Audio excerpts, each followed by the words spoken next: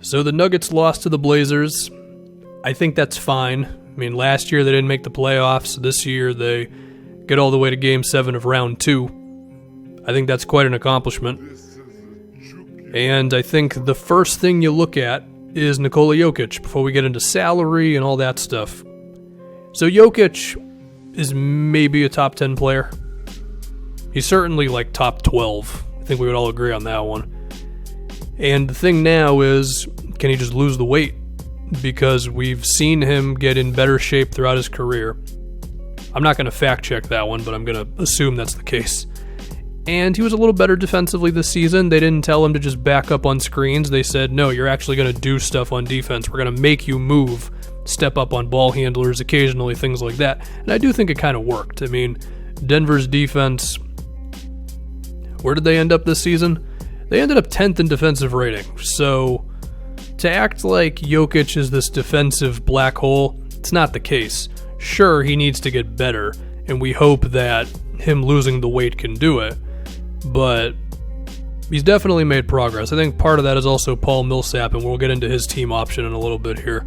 But I think the most important thing to look at with this team besides Jokic is who can be the number 2 dude, right? I don't think it can be Gary Harris. He's a good player, solid perimeter defender. He is a little overrated on defense, I think, but even so, he's certainly not bad. But I just don't know if he's anything more than a 15 to 17, 18 points per game guy. Now that's cool because he can space the floor, he can occasionally create his own shot, and I mean, he's a positive player, that's fine. And he's on a good contract for that. I don't think the Nuggets overrated his potential because they're giving him like 17, 18 million a year. I think that's fair for a starting 2-guard. So then you look at Jamal Murray, right? Well, Murray, pretty damn good against the Blazers, better at reading what to do against the defense. Playmaking is still a question, but I don't think he's ever going to be that, and that's fine. I mean, I think he is certainly not as good as these guys, but he's in the mold of the Kyrie, Steph, Dame type of point guard, which is fine.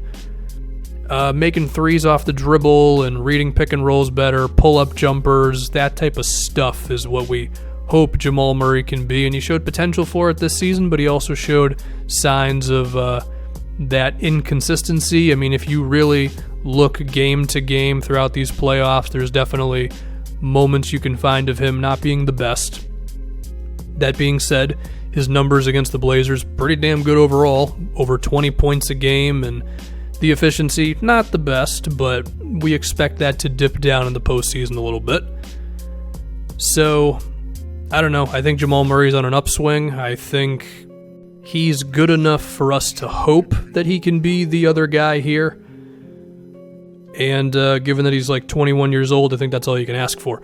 Now, we got to get to Michael Porter Jr.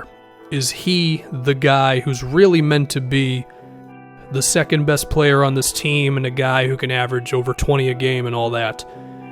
Maybe. I mean, all the scouts would suggest he's good enough to do that. 6'10", great shooter. Got to get better at posting up and ball handling and things like that. But, I mean, the guy he's garnered a lot of praise. And when, the back injury is what it is, and maybe that's going to be a long-term thing, and I guess that's why he fell to where he fell, but I mean, if he's going to be the guy that a lot of people who know more than me believe he can be, then the hierarchy of this team could end up being, specifically in the postseason when I think Jokic cares about scoring a little bit more, it could be Jokic number 1, Porter number 2, with Jamal Murray being right there with him, and then Gary Harris being number 4. And I think that could work because all those guys can shoot, and the only one who has a questionable shot is Jokic, but even then, he was knocking down shots from 3 really well against the Blazers, and plus Jokic is so skilled that you can't just leave him open. So, yeah, that could be a really devastating offensive four-man combination. I mean, they're already a great offensive team, and I assume Porter would be able to fit in really well with Jokic, and I mean, Porter could screen for Jokic, similar to what Jamal Murray does. Might be a little easier to defend that because of the big bodies, maybe not, I don't know. But he can also screen for Murray, he can screen for Harris, he can cut, which I think could help them out a lot. I think Porter could also have potential defensively because of his size. We're going to have to see the amount of energy he really devotes to that side of the floor. Also, it is going to take a few years with Porter. We're not expecting him to walk in tomorrow and average 20 a game. Especially with this back thing, it might be something they have to manage. But yeah, maybe he's the guy who is really that other option for them.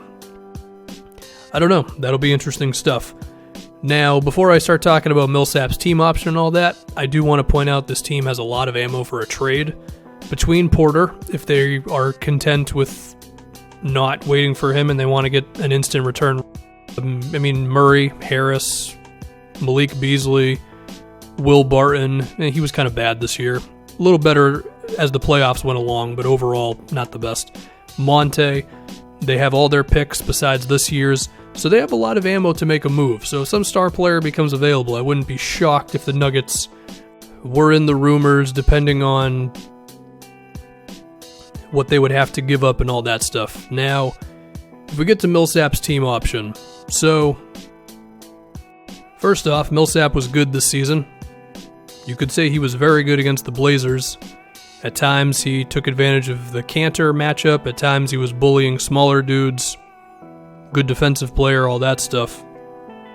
$30 million is a lot of money. So if they declined that, then they would be sitting at about $91 million in a salary.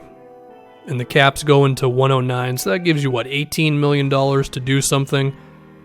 Could you get a player who's better than Millsap for that amount of money? I mean, I don't know.